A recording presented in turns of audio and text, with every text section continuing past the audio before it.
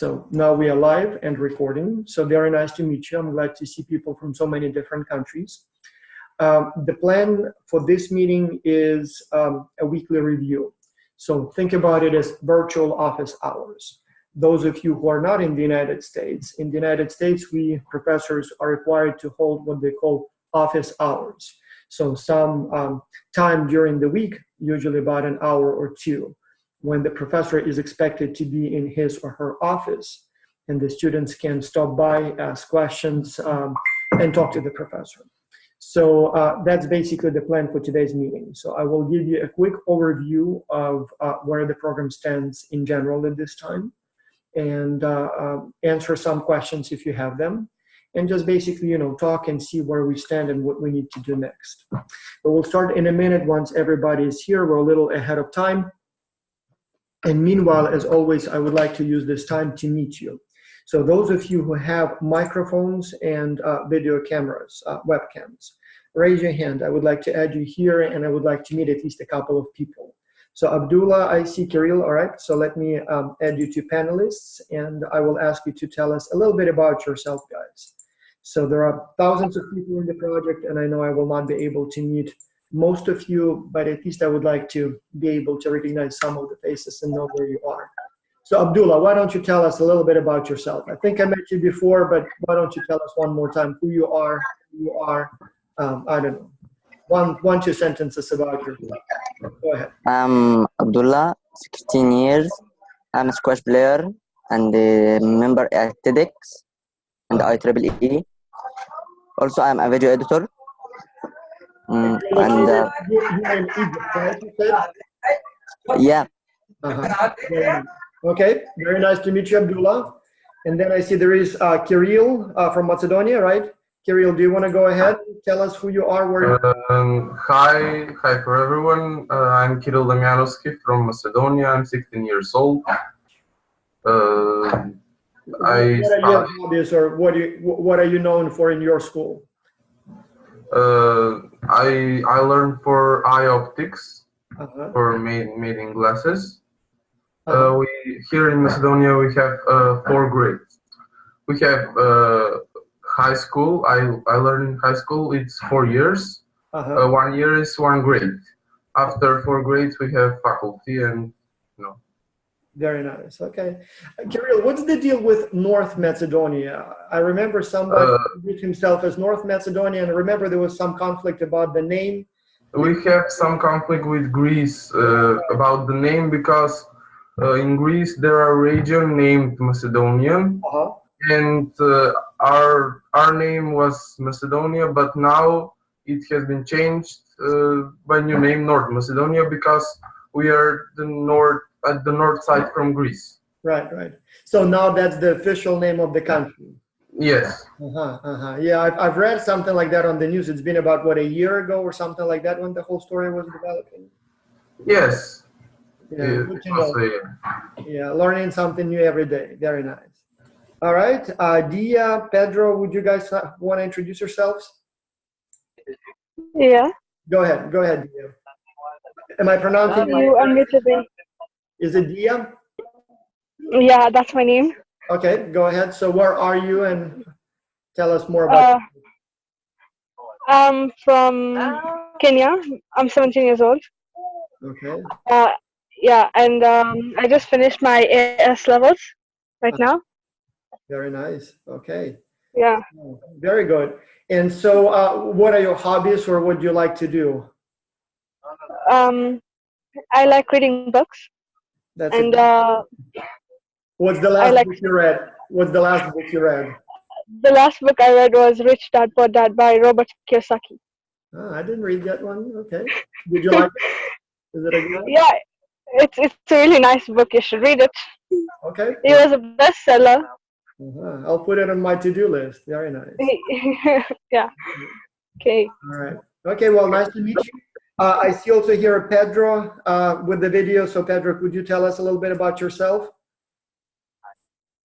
Hello, I'm Pedro. I'm from Brazil. I'm the last year of business administration here in Brazil, and one of my hobbies is to play tennis and listen to music. yes, I played tennis for quite a while, and really excited to do this project. I hope everything goes well. I read all the materials and stuff, so Yeah. I think it's a good opportunity to have a project like this, and the professor that we are having this class in Brazil, it's really supporting. Who is He your talked. professor? Because we have It's several. Edgar. Yeah, It's yeah. Edgar. Yeah, yeah. He always talks about X-culture in his class, and if we have some doubts, we can contact him as well. So I think also the subject that he's giving us of his class will help us as well. Yeah, I hope so too. And you said you play music instruments. Which instruments do you play? Oh, I like the drums. Oh, drums. Oh, that's Yeah. my kids are into like violin and all that squeaky stuff that I don't like very much. So drums would. Yeah. It's cool. Yeah. Nice to meet you. Yeah. Well, I see one more person with the video stream. Nada, would you like to introduce yourself? And then we'll move on with the session. My name is Nada Abu Najah. I'm 17 years old. I live in Morocco, and I'm really happy to join this project. Very nice. And so, what are your hobbies, Nada? I like to play sports like swimming and basketball, football. I like also to listen to music and sing also. Very nice. Okay. Yeah. So we have quite a few continents here. We have Latin America, we have Africa, Asia, Europe. So we don't have anyone from Australia, I assume, but I think in their time zone it's like 10 p.m. So everybody is partying Saturday night. So anyway, let me change you back to the attendees, and we will start in a second. As before, if you have any questions, you can type them during the session in the Q&A window. Or if you would like to ask them live, just raise your hand and I will add you to the panelist list and we will talk. But so first, a quick update on where we stand with X-culture this semester at this time. So as you know, our main sort of demographics is university students. Most of them are MBA students or business students at the undergraduate level. And so we have two tracks. We have the early track, as we call it, and the late track. The early track has already started. So they started, it's been a week ago, so yeah, exactly a week for them. And the late track will be starting on October the 7th. So some of the university students are already in teams and working hard, and then the rest of them will be joining in on October. The reason we have two different tracks is because in different countries, at different universities, the semester starts at different times. And so as a result, some schools start and finish early, others start and finish much later. And so for that reason, we have two tracks, and then the university can choose the track that fits best with their academic schedule. So those of you who are in the early track, university track, at this time we have approximately 1,300 students. This track tends to be a little bit smaller. They come from about 35 countries, and we have a total of about 40 universities in the early track. We have a little bit more students from Colombia and Brazil, and then as always, quite a few from the United States, but we also have sizable groups from the Netherlands. We have a sizable group from India, a sizable group from Ghana, so it's a nice diverse track. At this time, so we formed a total of, I believe, about 270 teams at this time. And so most of the teams at this time have 5 people. There are a few teams that have 4 students and some that have 6. And so those who have only 4 or 5 students, there is a very good chance we will add 1 more team member to your team in the coming days. The reason for that is that we have some universities that join a little bit later, and so we have still about 300 students on the wait list. So we already have their names. They have not done the readiness test yet. So they should be doing it anytime now, today, tomorrow. And then once they qualify, we will place them on your teams. In the survey that you're completing, you completed one on Thursday, and you will be completing one tomorrow or due tomorrow. You can choose and request an additional team member. So if you have 4 team members, for example, and everything is going very well, you like each other, it seems like you're perfectly fine with only 4 team members, you don't have to request an additional team member, and you can just continue in a team of 4. In fact, our research shows that smaller teams tend to be closer and in many cases move a little faster. But at the same time, if you have difficulties maybe establishing contact with one of the students, or maybe you just feel that you don't have enough people, or maybe something else is not right, you can ask for an additional team member, and we should be able to honor that request in the next few days and add more team members to your team. We will probably not be forming brand new teams anymore. So at this time we have, I think it's about 270. And so whoever joins a little late, we will add them to existing teams. The reason for that is that it's too late to form new teams. By this time, everybody has been working for a week. And so a brand new team will be a little behind the schedule, so we don't want to do that. Now, for the early track students, university students, what you need to do at this time is to complete your weekly progress survey. So the way it works is that every week there is a progress survey that you need to complete. In the first week, we have 2 of them. So the first one is due on Thursday, and then the next one is due on Sunday. They're very short. We only ask a few questions about how your team is doing. And the reason we have that one additional survey in the middle of the week is because we want you to start quickly. So we want you to start getting to know your team members right away, to start exchanging emails right away. So we put that survey, the first one due on Thursday, so that right away you need to, at the very least, exchange some emails. In the past, we didn't have that intermediate, middle of the week survey. And so some teams would literally not do anything until like Saturday. And so we don't want that. So we want to prompt you to get to know each other right away. So there was a survey on Thursday that is, prompting you to do that. Now the ones on Sunday, that's the normal survey. You will have one every Sunday. And so all you have to do is just find an email that comes from my assistant from the email address admin@xculture.org, and just simply click on that email, and there is a link there, and click on that link and complete the survey. Those who are not familiar with this system, let me show you what it looks like. So you should see my screen now, I assume. And so you should have received an email. I'll show you in a second what it looks like. Before I send emails to you, I always send a couple of test emails to myself, just making sure that everything works and everything is fine. And so there will be a couple of emails here. So that's the email, this one, where I already started. That's the link, that's the email that you would be receiving on usually every Tuesday, due Sunday, but this time, because you had an intermediate survey on Thursday, you should have received this one on Thursday. This is what it looks like. And so you see this one is addressed to myself, but in your case, it would be addressed to you. And so it says, hi, boss, here is your weekly progress survey, due every time on Sunday. And then there is some information about your team. Again, I kind of made up a team for myself, just some random names, and called myself Team 0, just so I can test the system. And so all you have to do is just click on the weekly progress survey here, and it will take you to the survey. And so here again, you see your team, and you see the track, and everything is basically here. And as you see, we only ask a few questions about how your team is doing. So how many team members in your team are actively participating? As you saw, my team at this time, my made-up team is comprised of 6 people. Let's say 1 is not communicating, but everybody else is doing well, so I'll just put 5. And then you have a little sort of, like a get-to-know-each-other test. So as I told in the instructions, the first survey, we ask you to meet each other. And while we know that the questions are relatively simple, but the hope is, and our research shows that when you spend a few minutes to get to know each other and ask, so how old are you? How many countries have you visited? How many languages do you speak? Those kinds of things. Do you have maybe a pet at home? Do you have a job outside school? Those kinds of things. So it's little things, but it allows you to see your team members as persons, as people. The problem with online teams like this here is that in many cases we see the name, and that name we may not even know if it's a man or a woman.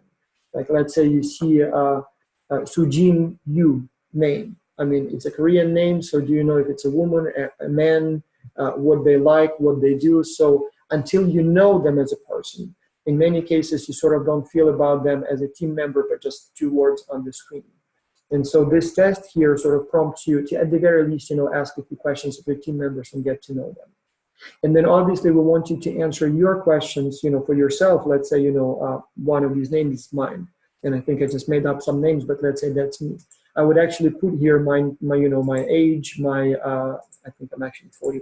So here, how many countries I visited, 5+, how many languages I speak 4.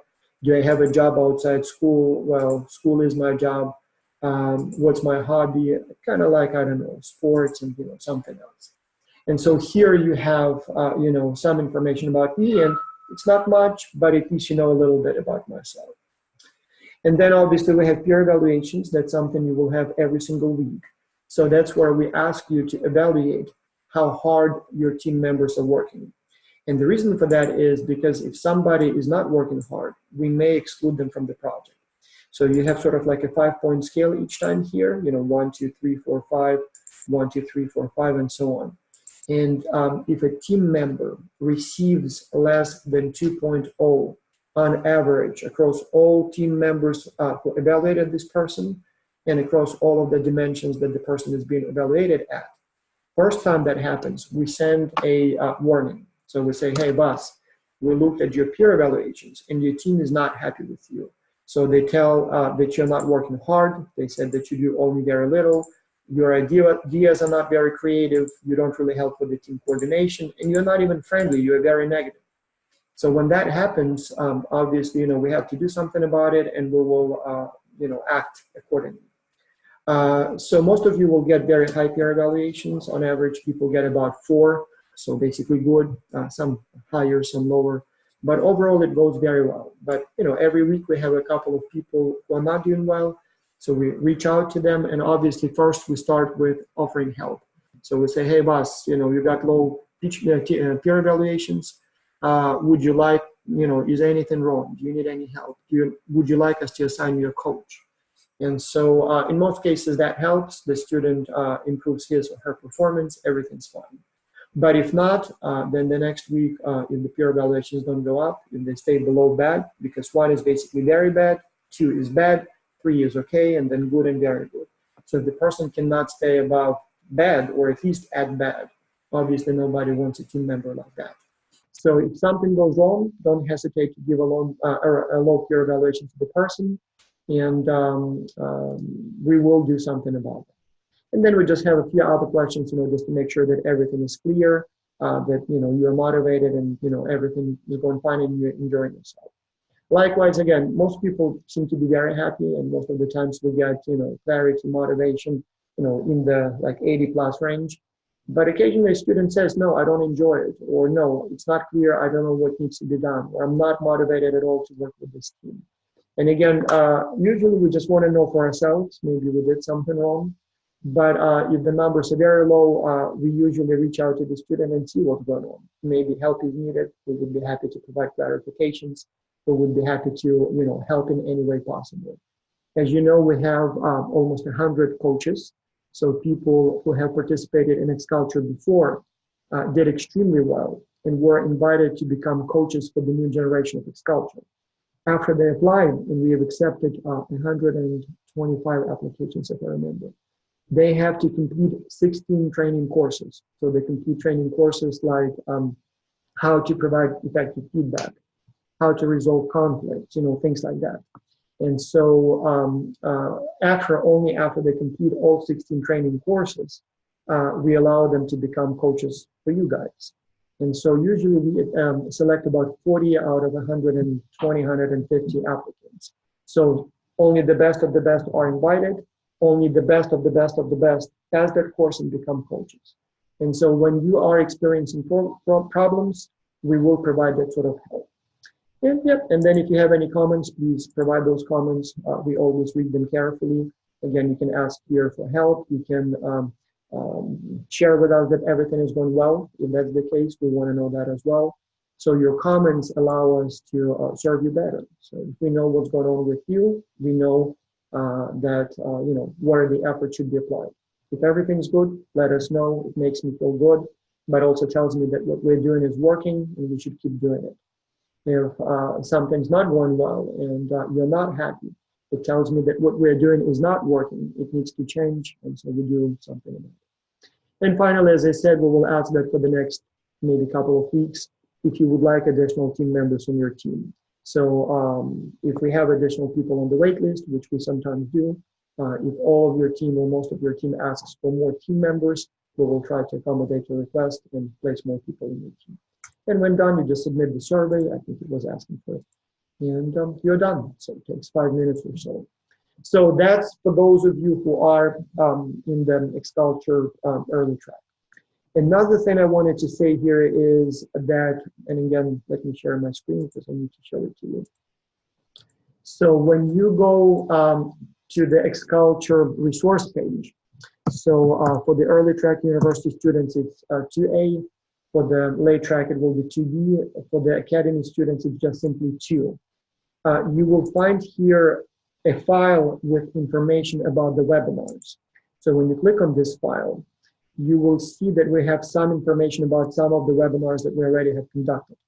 So we've had several webinars with the client companies over the last couple of days, and you can click here to get the recordings. We also have a few companies that participated in Xculture this summer, and we recorded the company introductions webinars with them just a few months ago. So you have the recordings here.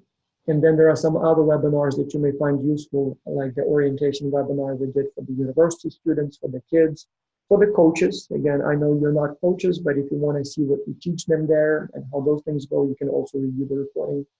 And then also included a couple of webinars here from the last semester. We had some interesting guest speakers who talked about, what is culture and why it matters, how to cite sources when you will be writing your stuff. I thought it would be interesting, and since I'm not sure if we're going to get the same guest speakers this time, I included those webinars here. And we have 2 more webinars scheduled for Thursday, 5 days from now. So you can click here and register for the webinar. So when you click, it takes you directly to the registration page. Once you register, so for example, let's say, I don't know, I'll use my name, but stars. But I'll use some fake address because I think if I use my actual address, it says that I'm the organizer and it would not allow me to actually know what I'll put here exactly. And I'll put my address one more time. And so what you'll see here, again, I'm not sure if you saw that before. So once you do it, it does one interesting thing. It allows you to put your your event on the calendar. So what you do is you just click here if you use Google Calendar or Yahoo Calendar or Outlook Calendar, so whatever system you're using, and it allows you to download this little, plugin. And when you click on it, it automatically puts it on your calendar. So when you click Save, boom, when you go to your calendar, in my case it's Outlook, you go to Thursday, and you see right here, that's the webinar. I just added it the second time, so you see it twice here, but that's the webinar right there in your pocket. In the past, I would send an email each time we schedule a new webinar or a recording is available, but you don't want to get any more emails from me. So on your web page, there on the resource page, you have the link directly to this file, and just refresh it from time to time. All the latest information will be there. So if you go to the Academy page, for them it's a 3rd round, so they also have a summer track, so there's the 3rd time we do it in 2019. So same thing, you have that file here, click, you see all the webinars, you see all of the upcoming and recorded webinars right here, and that's all you need. So that's pretty much all we have to do for the early track. So your next task is to complete the weekly progress survey. You don't have to do anything related to the task itself, but starting next week, so next Sunday, you will have to select your client organization.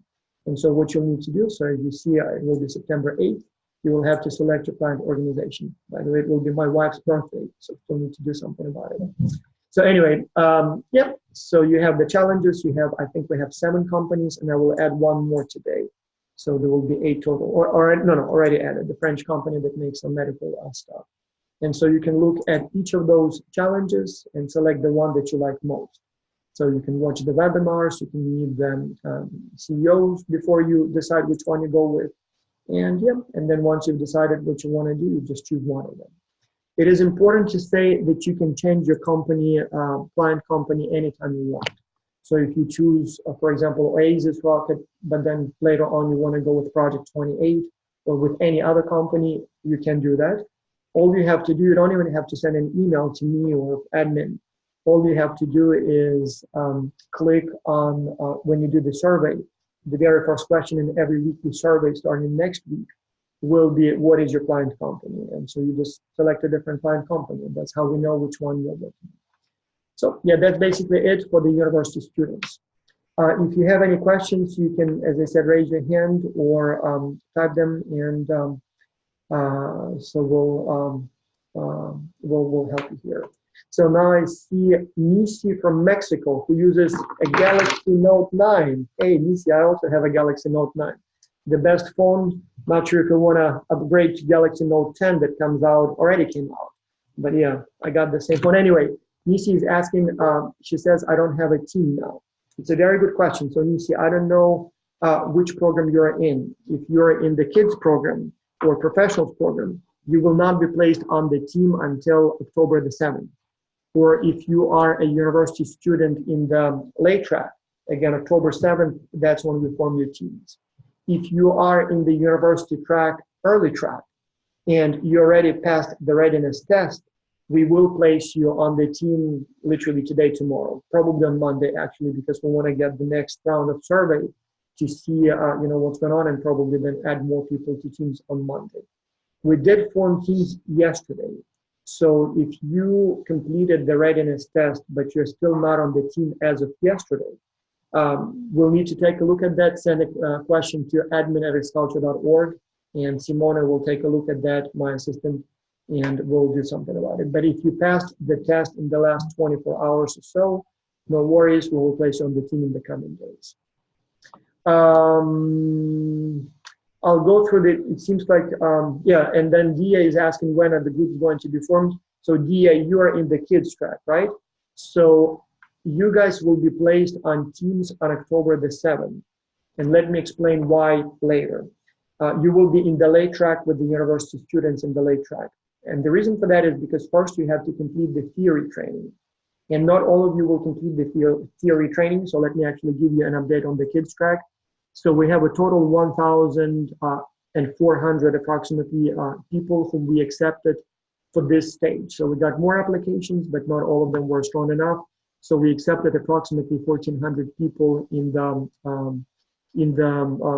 professionals and kids tracks.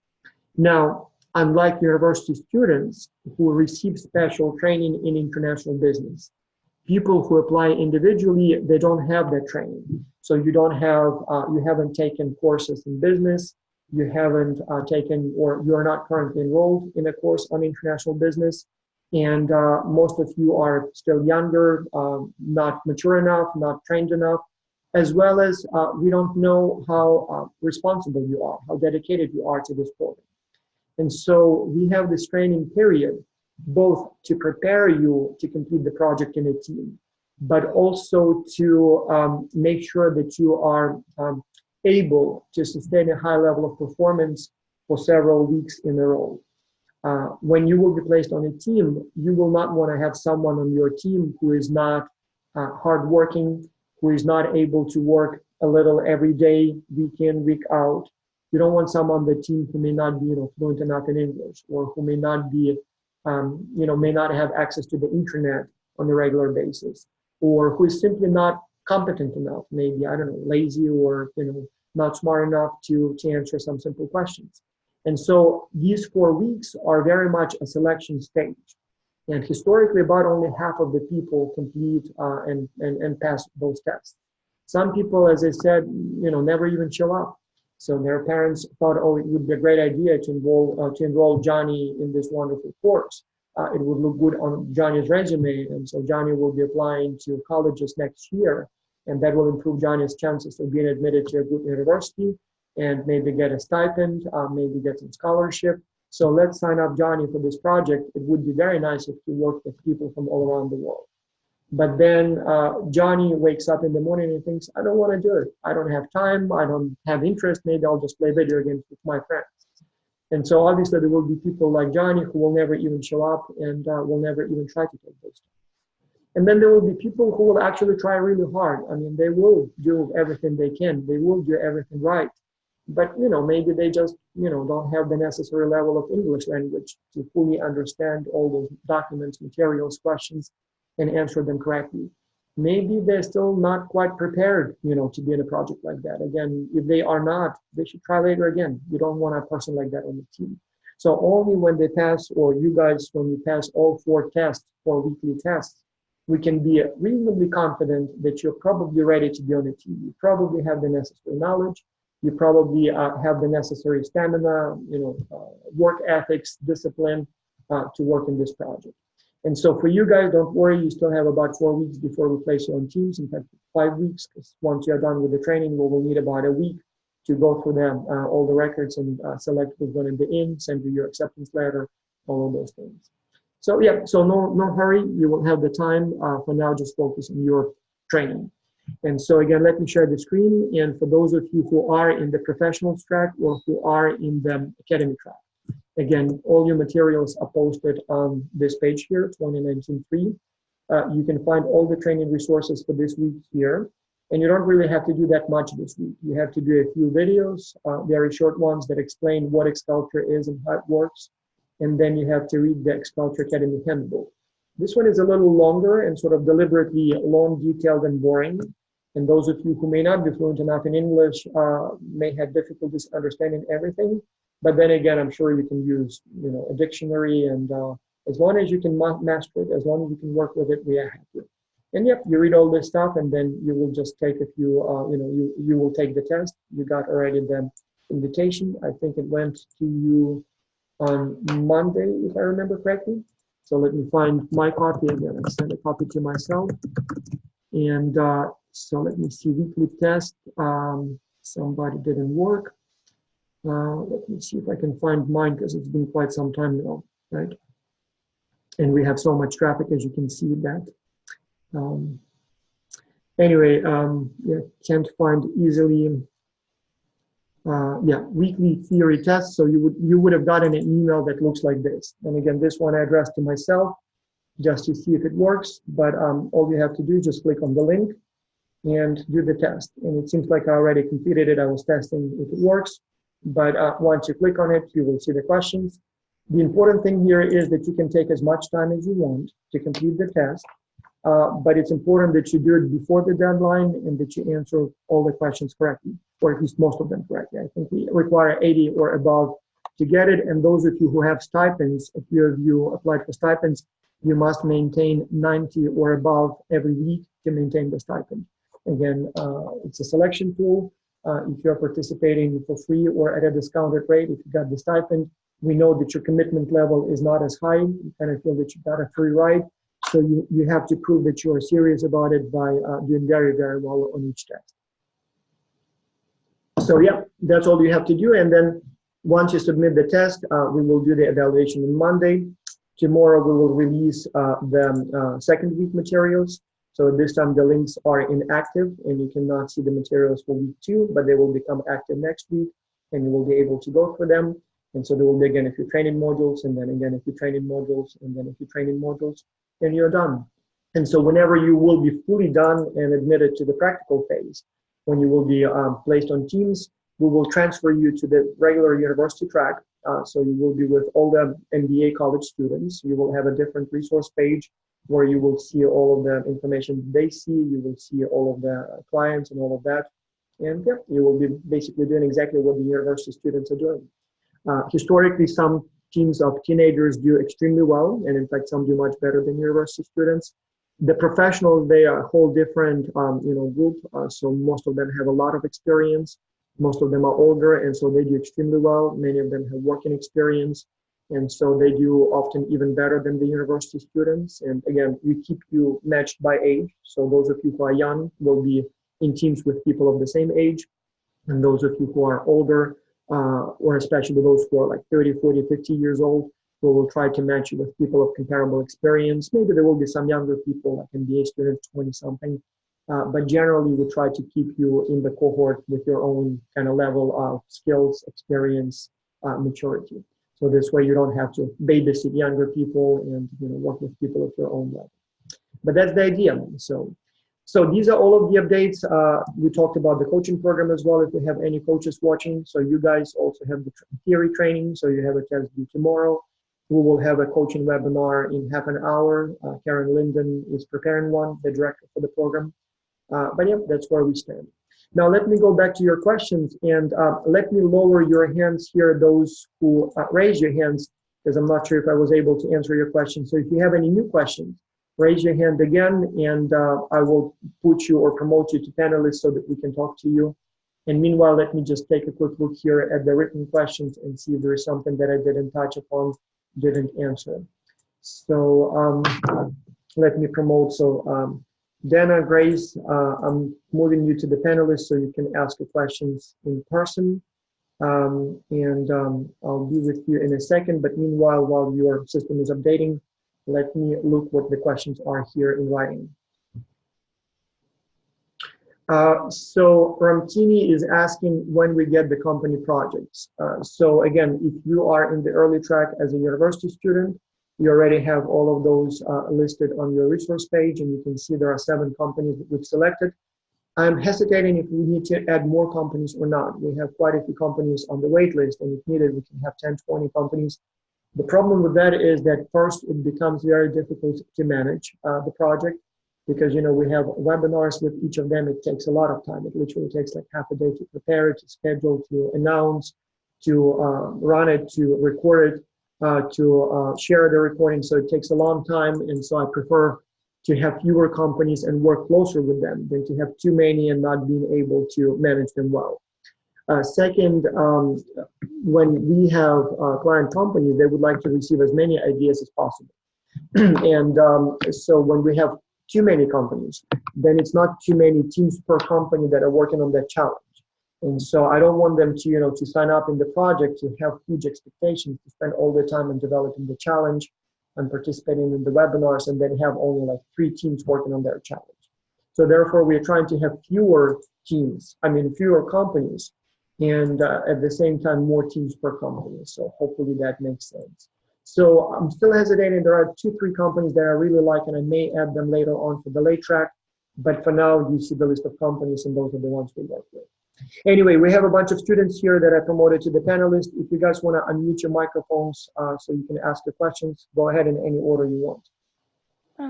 I wanted to ask when I could apply for the stipend, if I could still apply for it. Send an email. Generally, no, but I don't want to make those decisions. Send an email to academy@xculture.org, explain your situation, and see what they say. So we have a person who manages that, another assistant of mine, and so we'll take a look, you know, at your circumstances, and you know, we'll see also how many people already have been awarded the stipend. So because again, we do need the resources to manage the program. As you imagine, you know, it's a lot of time, effort, you know, needs. So we'll see where we stand, and so they'll make that decision. So send an email and see what they say. We may be able to work out something. All right. Okay, thank you. I had another question, but Yes, go I ahead. would leave the other ones to go first. Sure. Okay. So how many questions are in the test? Well, it's a very good question, Grace. There are 2 blocks of questions. There are some questions that are graded and some that are not. And so I think there will be a total of about 40 questions total, but only about 30 of them are actually being evaluated, you know, correct or wrong. So some of them we just want to know more about you. Some of them are evaluated, you know, you either know the answer or you don't. And then an important thing also this time, I'm not sure if you want to count it as a question, but in the first survey here, and that's, by the way, something we do for the first time this year, we ask you to also record a 1-minute introduction of yourself, like a video introduction, and post it there. And again, the reason we do that, there are several important reasons for that. One, it is a sort of, you know, way for us to get to know you. So we would like to learn a little bit more about you, and we even thought including that as a required, you know, thing in the application. And I think we even experimented with it, and some of them have been even required to do that, but then we dropped it from the application, and so don't require that anymore, although maybe we should. But, you know, it's part of the week 1 test. And so it allows us, again, I will not be able, obviously, to watch all 1,400, you know, video introductions. because even if it's only a couple of minutes each, it will take you forever. But we do have, somebody will watch, all of them. So we will have a few coaches who will review each, 20, 30, 50. We will have some assistants who will watch them. And so what we do there is, one, we would like to learn more about you. Second, and this is very important, this is probably the best way to evaluate if the person can communicate in English. Because when we have the test, you will have a little English in the readiness test when the time comes for that. You can have a parent, you can have a friend who helps you answer the questions on the screen. Whereas when you talk into the camera, you can't really fake that. So if you can speak the language, you will talk, easily. And if you cannot, it's not something that is easy to fake. You can rehearse, you can prepare, but that's fine. But still, it gives us a better idea how well prepared you are. Second, and this is very important, it is also a test, because Xculture is online, right? So you will have to use, your computer, your phone all the time. And so by asking you to record that video, to upload it to YouTube or another online platform, that's a very good way to test if you are familiar with technology. If you can figure out how to record that video, if you can figure out how to upload it. So again, the logic there is that people who cannot do it, they are either completely incompetent when it comes to technology, or they are not interested enough to learn how to do it. Because again, even if you have never uploaded videos to Dropbox, Google Docs, YouTube, whatever system you use, there are enough videos on YouTube that will show you how to do it.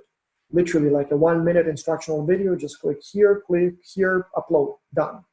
And so my logic again is, if a person cannot do it, the person either is not serious enough, so doesn't want to spend a few extra minutes, to do it, or the person is so hard to, incompetent and unable to learn that, again, nobody wants a person like that on the team. So therefore, you can count that as a question, but also at the same time, it's sort of like almost like a job sample or a test. And again, so those of you, or those hopefully not of you, but there will be some students who will answer all of the questions but will not upload that video. To me, that's a big red flag. So I always think, okay, so was it a technical problem, or is the person simply not capable, not ready, not willing, not interested to be in this program? So if you count that as a question, then I think, yeah, so there will be about 40 total. And one of them will require a little bit more work. All right, so who else has a question? Go ahead, please, guys. Just unmute your microphone, click unmute, and go ahead. Hi. Yeah, go ahead, Nada. I wanted to ask you, how many questions do we have to get correct to know that we are on good track? We usually say 80%. And again, honestly, we kind of, sometimes adjust it a little bit. Like, for example, if this is a student from the United States, and presumably, should be very fluent in English and everything, if the student is at 80, we're happy.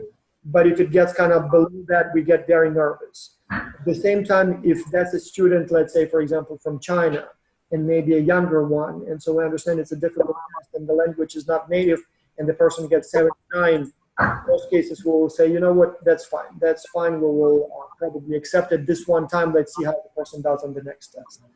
So to be sure, answer 100% correctly, but then, as long as you're above 80, it usually is enough. And so we'll have to see, but don't worry too much about the specific number, just try to do it as well as possible.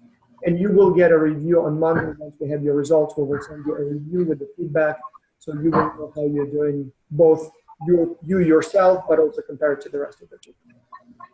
Okay, thank you. All right. Who goes next?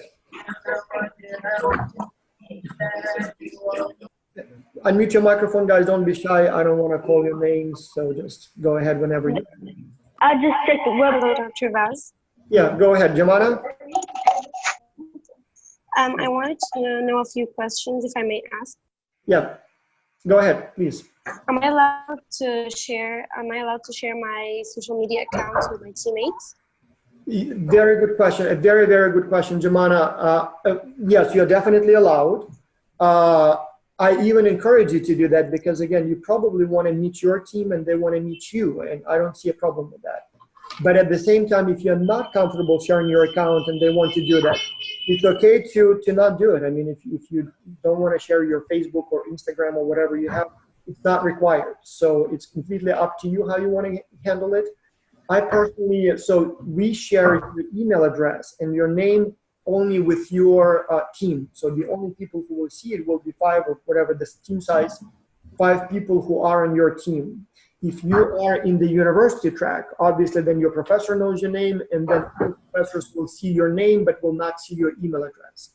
So the only people who have your email address is basically me, my assistants right here, you know, who are helping run the project, because they need to contact you. Coaches, in case, you know, you ask for help, at that point we will give them your email address, and only one coach at a time who will be working with you if that happens, so all coaches don't see all emails.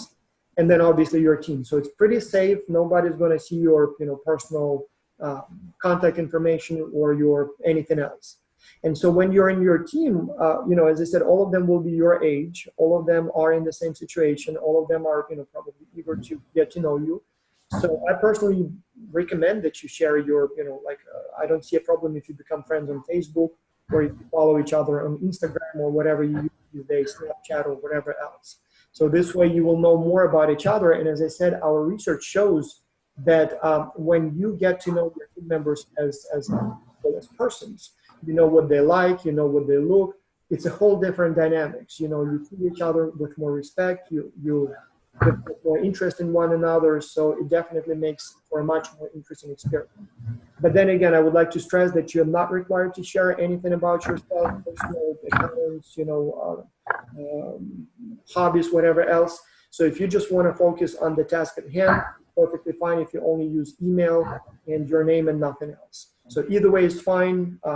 My experience tells that a closer friendship with the team members is better, but we'll leave those kinds of things. Right? Okay, who goes next? Kirill, I see you on the microphone. Okay, I just also wanted to ask how many questions are in the test, but someone has answered. Yeah. This. Okay, thank you. And I just want to say sorry because I didn't been in their webinars with client companies on 27th and 28th of August, because here in Macedonia, my time zone is like 3 a.m. in the morning. I totally understand that, and it's not a problem. For me, it's not a problem to stay awake, but early in the morning we have training in 7 a.m. Sure. and I can't be awake. Yeah, we normally try to have those webinars in the morning my time. So this way for you it's afternoon, for Asia it's evening.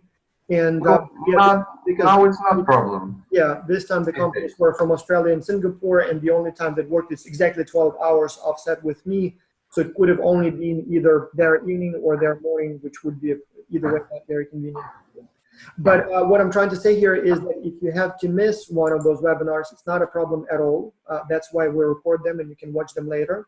And honestly, most of the students cannot make to the webinars, no matter what time we choose, because there will be one continent or several continents where it's too late and it just doesn't work for them time-wise.